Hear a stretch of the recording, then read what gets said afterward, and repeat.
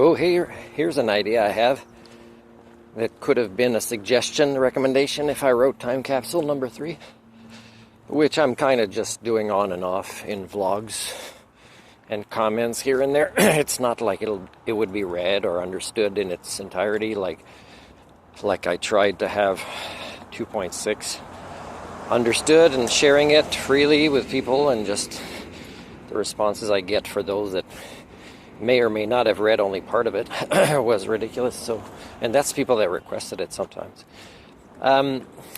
So, I'd say, Martin, try harder.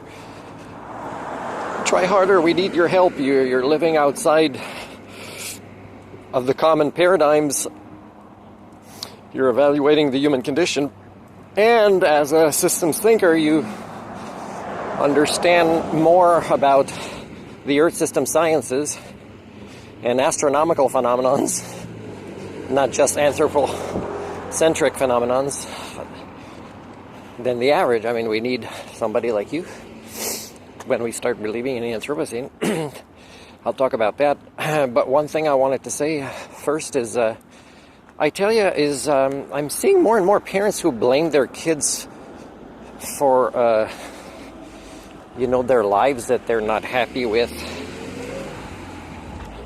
Maybe the kids are happy, but even if the kids are unhappy, it's really the parents that failed. Like, it's very obvious, and I see this as accelerating. Parents bringing kids into the world to fail them and them to blame them for it. It's a pretty cruel generational thing to do during this stage of HSD in the Anthropocene.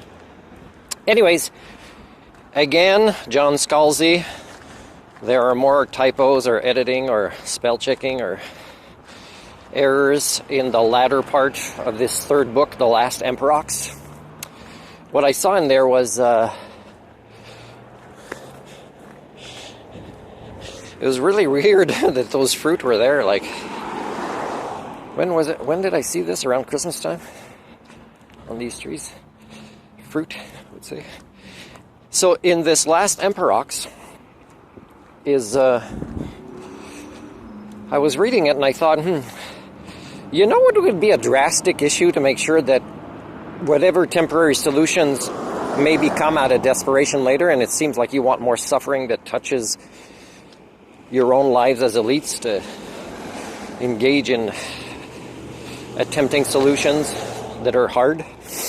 But when you are ready to try things that are not necessarily just short-term solutions to save yourselves as elites, but maybe the entire system is, you'd have to kind of fight the counterproductive paradigms in a very extreme way. So that means religion and money would have to be, turned into more of the scientific paradigms as a driving force of your cultures, except that, the scientific paradigms are also infected with magical money and the supernatural religions as well. They're corrupted by other various forms of human domestication syndromes other than this. So an idea I had is, not this current pope, but let's say the next pope would be like a younger one.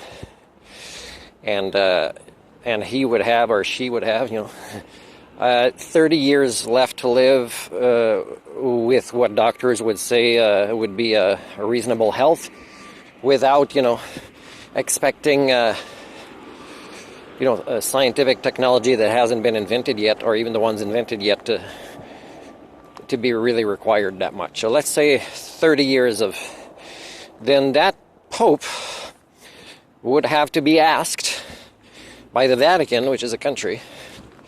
So the leader of a country, you're in the political, you're in the religious, and of course there's so many assets they have, often stolen, by allying themselves with some of the villains of history sometimes. So you got the monetary paradigms, but it would have to be that there's a decision made that this person, and of course, you have to choose a pope that would be likely to already be leaning this way. That means very unlikely the pope you would usually choose, but a person that would be non-religious. So a non-religious pope representing a religious organization where they can stay religious, right? It's not like these old dogs can learn anything other than tricks. That's what I wrote recently in a note. And it would be that every nation would agree that this person is the new leader of a world government, but he's not religious, and he can't be faking it. He must really not be religious and state it openly, but still be a representative of, the Vatican and what would be Catholic and hopefully every Christian denomination. Because, you're trying to end wars for one thing if you want to problem solve, so, there's wars now between even the Christian denominations, really. So, and then the other thing is the monetary paradigm. That means that person would encourage, suggest, monitor, oversee a lot of the redistribution, including that of the Vatican, of resources, to have a lot of the research that needs to be done, the education of the norm, the majority, outside of the supernatural and magical and into the scientific paradigms. That includes psychology, anthropology, sociology, the Earth system sciences, all the Earth system sciences, ocean sciences, atmospheric sciences, geology, the chemistry and physics, the astronomical things we need to understand. And also really with a big push of a long-term thinking. Like really most decisions, even though like the science points that, oh my God, this new pope is nuts. His solution is to do something that will make the next 3 generations suffer a lot more than they would. But has also made a valid point that past those 3 generations is the reboot of a new, not the same cycle of failed proto-societies and proto-civilizations we've had so far, but a reboot of a totally new worldview, way of thinking, paradigm, way of living, and of course using language efficiently and never allowing it to be misused, like improperly defining sustainability, improperly defining even sentience and sapience, really. It's like, oh, we're like this and now I'm going to act like this. It's ridiculous. So that would be an interesting thing. I'd have to, if I wrote 3.0, I'd have to say, you know what I thought the other day? Is I'm sure I won't find a science fiction author to collaborate with me on a story. Is instead of writing a trilogy that I was going to do, which is one specific book that it's already kind of been written, just kind of not put together. Then there was supposed to be a second book where I would have asked some of the world leaders or academics or philosophers or great thinkers to say, hey, if you were extraterrestrials studying life on this planet for intelligent science or just studying our species, what would be an objective evaluation and why? Because, we need to kind of look at ourselves in the mirror more for any type of problem solving. And all of our incongruences and cognitive dissonance and all this stuff. And the third book would have been science fiction, except that it would have been not as science fiction as you realize, but it would have suggested solutions, which I occasionally try to do. And they seem fictional, not because they are theoretically impossible in the sense of scientifically applying them.